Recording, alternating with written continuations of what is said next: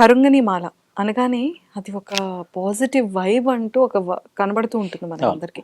So ఇది ఎంతవరకు original మీరు చెప్పగలుగుతారు? ఎక్కడి నుండి కరుంగని మాలలు తీసుకొస్తారు? ఇది ఏసుకోవడం వల్ల ప్రయోజనాలేంటి? ఒకటమ్మా కరుంగల్ మాలలు ఎక్కడి నుంచి స్టార్ట్ అయినాయి అంటే తమిళనాడులో దిండిగల్ అని ఒక డిస్టిక్ ఉంటుంది. హ్మ్. దిండిగల్ టు ఒక 18 కిలోమీటర్ల దూరంలో పాతాళ శంభు మురగన్ దేవాలయం.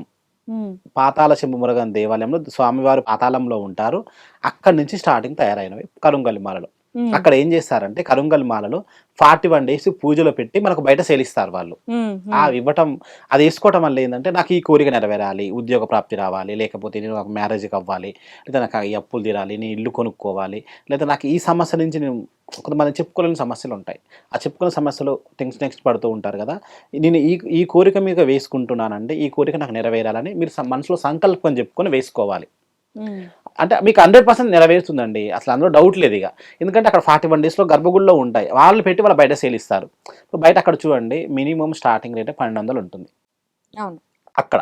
అక్కడ 6 ఎంఎం 1200, 7 ఎంఎం 1500, 8 ఎంఎం వచ్చేసి 1600, మళ్ళా 10 ఎంఎం అని ఉంటుంది. అది 2000 ఉంటుంది. అంటే మనకు అంటే ఇది వేసుకుంటే ఏది తీసుకుంటే ఏది ఫలితం అనేది కొంతమందికి ఆప్షనల్‌గా ఉంటుంది.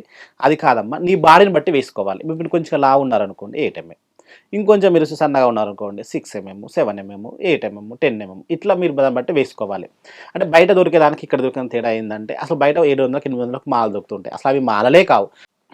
ఇంకొకటి మేము తీసుకునేటప్పుడు ఏం చేస్తామంటే మీ పేరు, మీ గోత్రము, మీ జాతకం కూడా చూస్తామండి.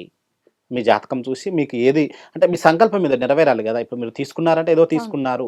మీరు అక్కడ పోయి ఇప్పుడు ఏందంటే అక్కడ పోయి తీసుకోలేక మా దగ్గర తీసుకోవడమే.